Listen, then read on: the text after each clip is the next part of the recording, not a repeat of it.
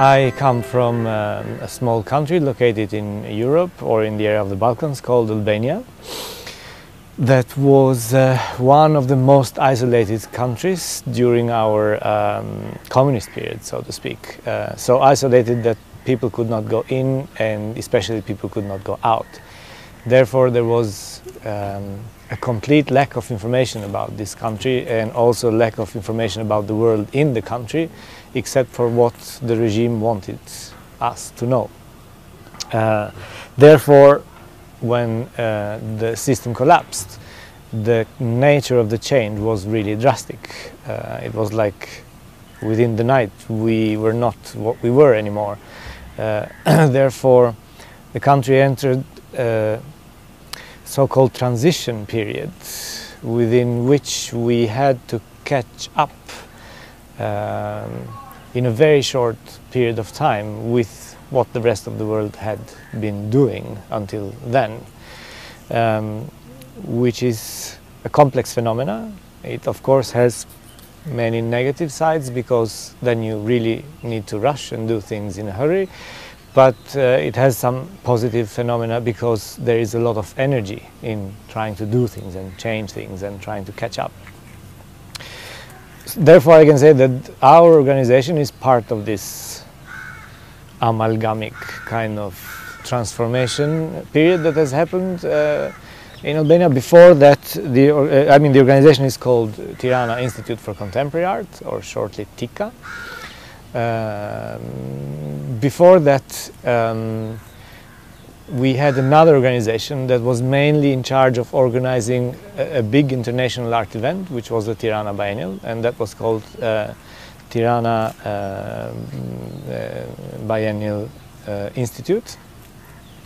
But at a certain point in 2006, we had a moment of reflection and decided that instead of putting all our energy in organizing the biennial, which is this big, fancy international event, but that happens only every other year, and in the period in between there is almost nothing happening, we decided that it's more important to focus in this period in between.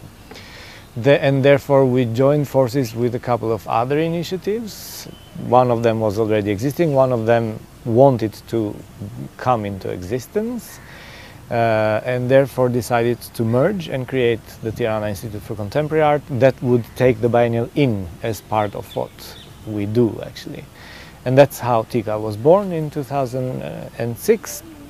And from there on we started with a number of activities and events that are focusing a lot in supporting, one can even say, the existence of the local art scene, mainly supporting production of artistic works, which is an almost impossibility in the circumstances in Albania, because there is no grants for such things, through different events like exhibitions or art awards, or supporting exchange through another number of events that can be in terms of awards, but you don't win money, you win the right to go in a residency in New York, for example, or in other parts of the world. And slowly we also created this residency program, which is called TICA Air Lab.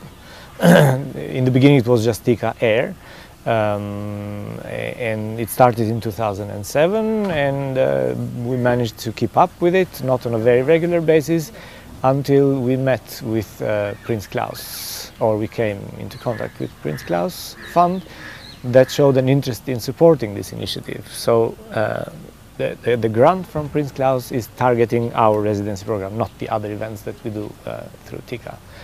And now we are in the third year of this collaboration.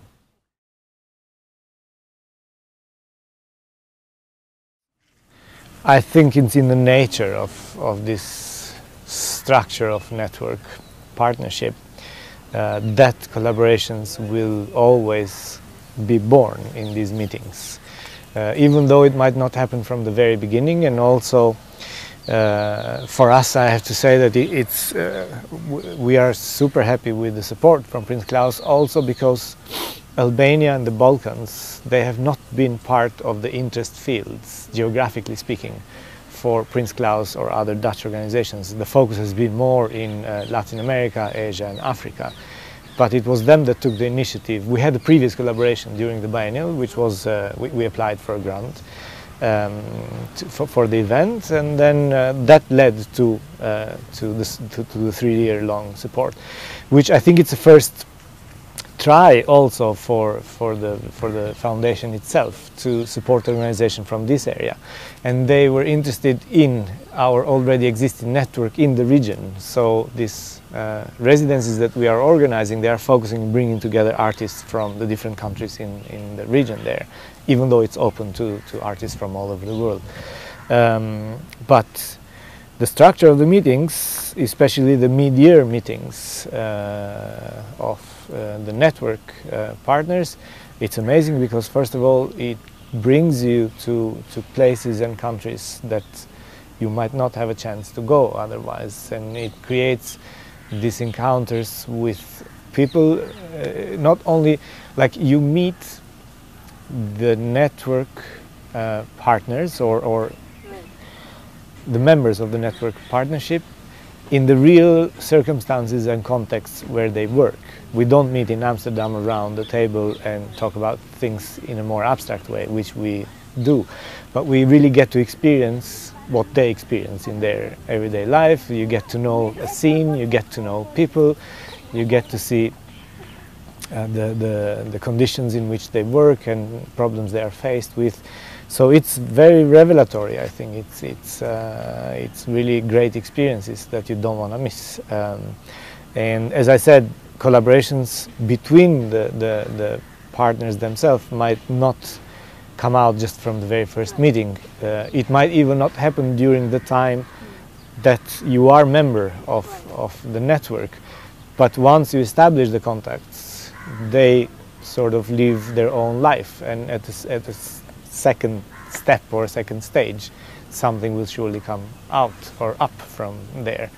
And the nice and beautiful thing with the network is that it's not focusing in one area, but it's expertise and interest from various cultural areas and fields, which means that it offers another opportunity or another way how you can build collaborations. Maybe you are not involved directly yourself, but you can put in contact people that you know or that you think are interesting with what some of the network partners or members are doing, or people that they know. That it's like the web of connections. It really expands in a very nice and wide way somehow.